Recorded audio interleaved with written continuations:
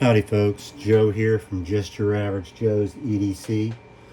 Today I am going to be talking about a Utica fish knife that I have restored. Renovation might actually be a better word because I've changed it, the appearance dramatically. And I will state right here for the record that I'm not 100% satisfied with this restoration because I tried something I've never tried before, and I think the results are kind of mixed. But first of all, hey, if you are new here, I appreciate you stopping by. We provide knife-related content. We do knife reviews, knife restorations, and general EDC talk. If that is your particular bag, then you're in the right place. Make sure you like, subscribe, and turn on your notifications. I strive to answer all comments, and I welcome feedback. I'm having a blast doing this stuff. I mainly do it because if I didn't do some videos, then I would just go through knives too fast. I would restore them too quickly, and I would run out of things to do with them because I just can't afford to buy more knives every week to restore. But regardless, here we go. So initially, I was going to do a 3-part series on this knife.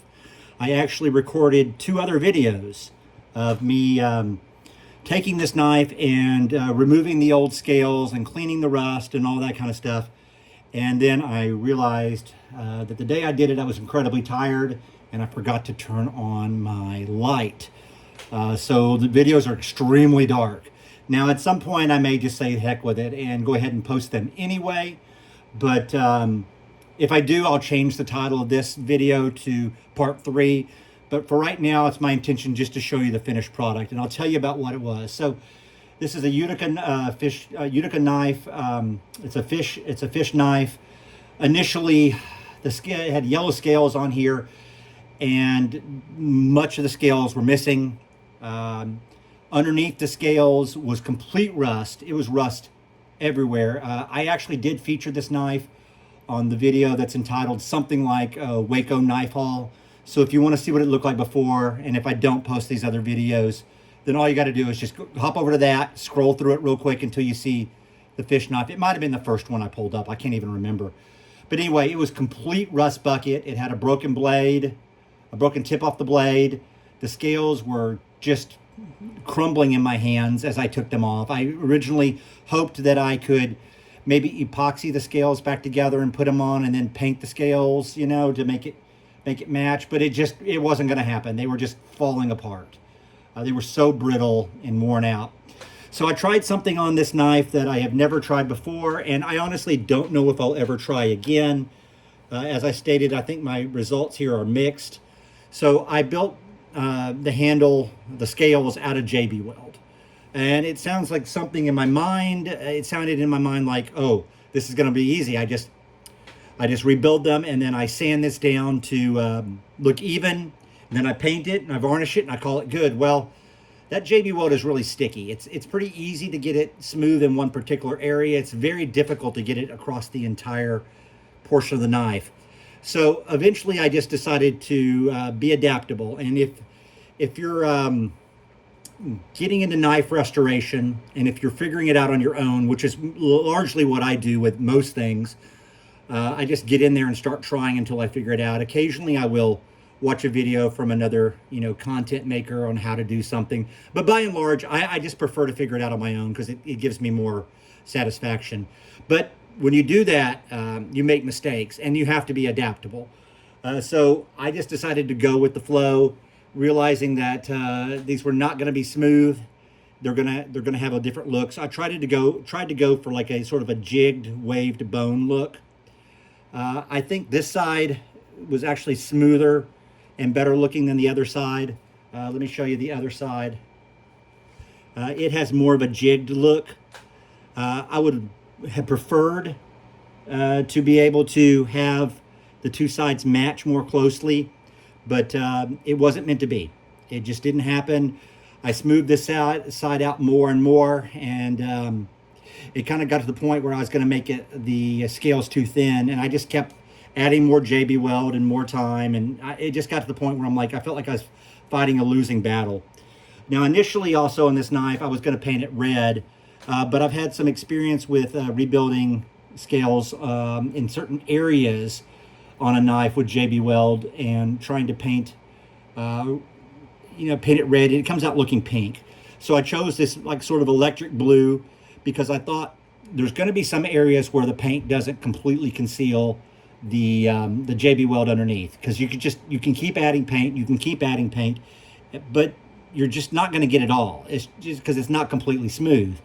So I thought the blue with this, it would have a cool look underneath because it'd be sort of a gray green and give it sort of a turquoise look. And I do think that that does come through pretty well. It sort of has a little bit of a turquoise look. And then I also think with this knife, if I do take it and use it for its intended purpose, and take it and go fishing, I'm very unlikely to misplace it. Wherever you set it down, you're going to be able to see it because it is electric blue. So here, let me show you what I did with the blade also. Basically, I just re-tipped it. I reprofiled the blade, and you can see on this that, quite a bit of the blade is missing. I mean, it is what it is. It was broken off at the tip. I just went ahead and reprofiled it. Now, this is another one of those blades. It seemed like every knife that I found at that particular antique store in Waco had been sharpened on a grinder. And I don't get it, but it is what it is. There's some grind marks on it. I cleaned all the rust off, and I just I left it at that because I do not want to over clean the blade, sand it down too much, make it thin, and make it useless. My number one goal is always to have a usable knife. And this is definitely now a usable knife. Let me pull the tang stamp up here for you. So you can see it says Utica Cutlery Company, Utica, New York, made in USA. So I paid $5 for this. And I do think that now, it is a usable knife. That's always, the goal. I think it's fine. It's not a result that I'm particularly thrilled about, but I'm not particularly disappointed about either. I knew that this was going to be a challenging thing. Try not to drop it here.